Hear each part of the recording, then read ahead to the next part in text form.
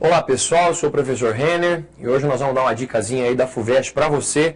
Eu vou falar um pouquinho sobre datação do carbono 14, esse método muito importante utilizado na determinação da idade de fósseis arqueológicos. Tá certo, pessoal?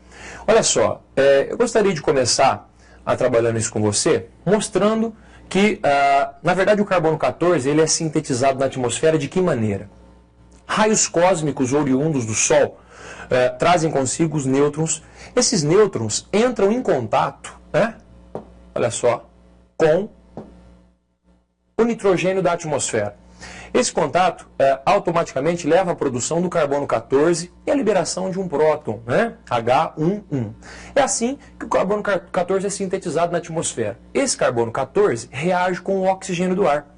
Reagindo com o oxigênio do ar, existe a formação do CO2 com a presença do carbono 14.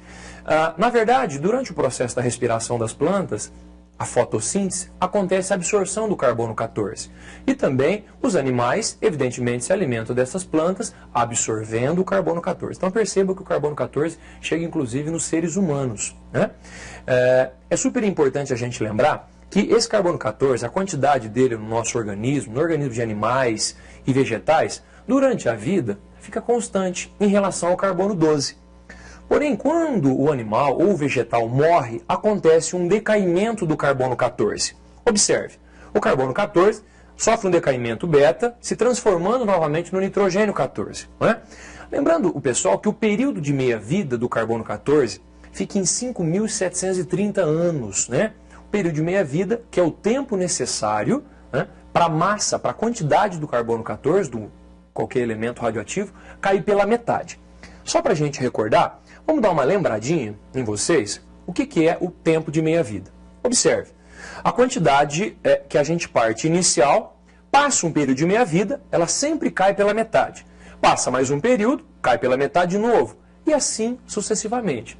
Dá para a gente observar também que a quantidade fica dividida por 2 no primeiro caso e depois por 4, ou seja, sempre 2 elevado ao número de períodos de meia-vida.